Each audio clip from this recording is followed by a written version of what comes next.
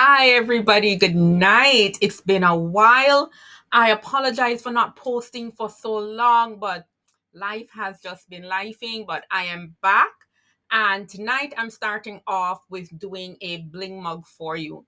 So I have an order that I need to get out to stores.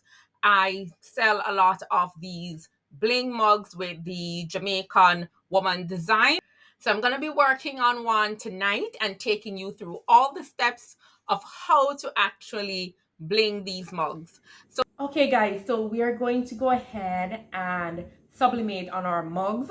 So this is the mug that you're going to see me make in this video. I've done my prints, and my absolute best sellers are these two designs right here. So we're going to be pressing one of these, and we're going to press her as well. She's also a great seller in the souvenir store.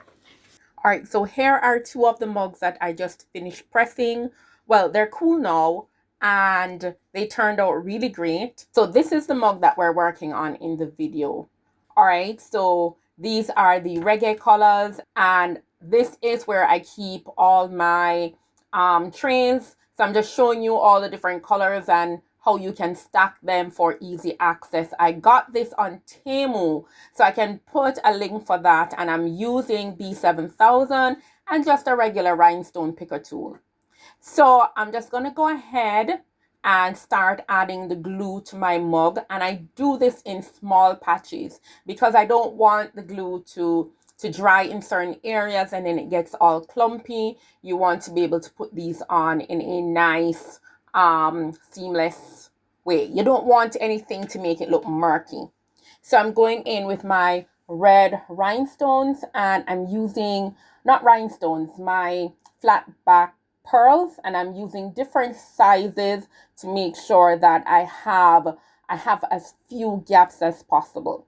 So you just want to go ahead and put them on and scooch them as close as possible, and you want to make sure you have all your different sizes. So just take your time, no rush. Just think about what you have where and what's the correct size that you want to put in. You don't want to have any gaps. The good thing is that the color of the hat is the same color as the stones, so they won't any gaps. You can't avoid gaps, but you want to make sure you have as few as possible.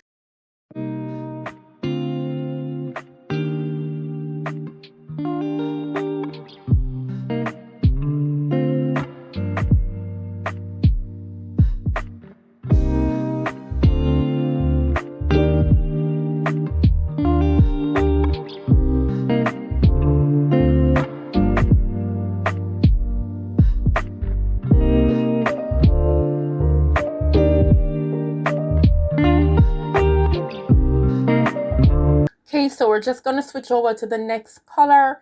It's again super seamless. These trays are really great for you to flip over your rhinestones and to move through quickly. Doing it quickly, but we're thinking about what sizes we're putting down so we can get through it fast. But at the same time, we want to make sure that we are picking the right sizes every time. All right, so we're just going to continue with the yellow, and then we're gonna switch to the green. All right, so this is a really simple, easy process. I find it to be very therapeutic, and they sell super well.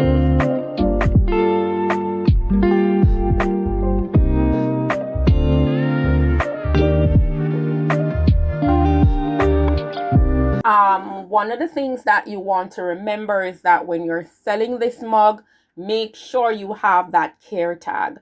Make sure that your client or your customers at the store understand that yes, you can go ahead and use the mug. It's not just something for a shelf, but be careful not to put this in the, make sure you don't put this in the dishwasher. It's hand wash only, and you can't microwave it, and you definitely don't want to put it to soak. If you put it to soak for a long time, you will eventually soften that glue and your stones will fall off. To date, I've been doing these mugs for like 2 years, and to date I have not had any complaints. So these stones are really on there, and I really like using B7000. All right, have a good night, and I'll see you in the next one. Please give this video a thumbs up if it was useful. Alrighty.